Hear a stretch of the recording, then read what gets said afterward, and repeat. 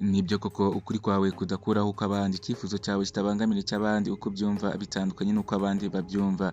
Nibyo mbanje kukubwira ibyo amatwi yawe atari yumva, nkakubwira n'ibyo umunwa wawe utari wasoma, dore ko ibinyamakuru ari byinshi kuri iyi si ya rurema.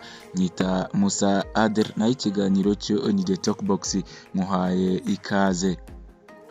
Muri The Talk Box y'uyu munsi tujya kugaruka ku nkuru idasanzwe y'umupadiri iri kuvugwa mu gihugu cya Kenya.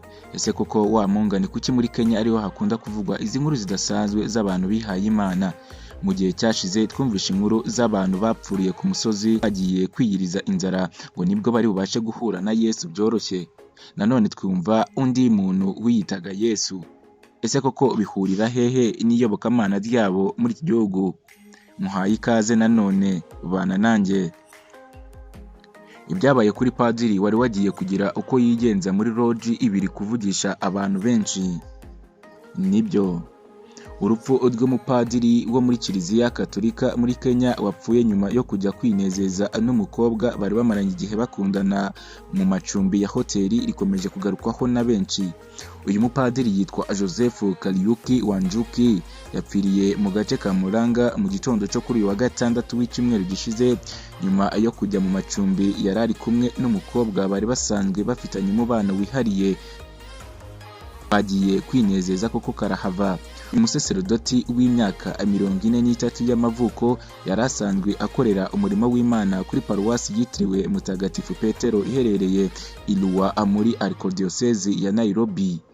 Polisi yo muri Kenya ivuga ko Padiri Kariuki yinjiye muri iyi hoteli ya Mona Lisa iherereye muri Muranga ku wa gatanu ubwo yazaga ari kumwe n'uyu mukunzi we, banywa inzoga zigezweho za likeri, ubundi bamara gusinda bakajya kwinezeza mu buriri.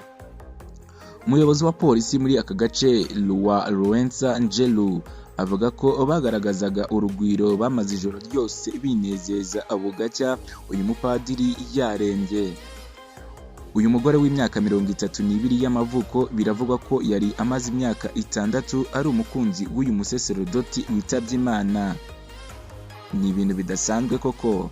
Abakozi b'iyi hoteli kandi bavuga ko uyu mupadiri witabye Imana yari amaze imyaka igera kuri 2 ari umukiriya wabo, yahazaga kwinezeza n'uyu mukunzi we.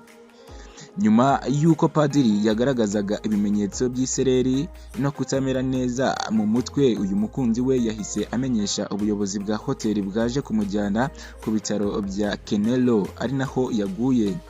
Inkuru y'urupfu rw'uyu mupadiri ikomeje kugarukwaho n'abatari bake bibaza ukuntu umusaserodoti wigisha abantu kudasambana ndetse akaba yararahiye kutabonana n'abagore ariwe wapfuye nyuma yo kujya kwinezeza ku mugore.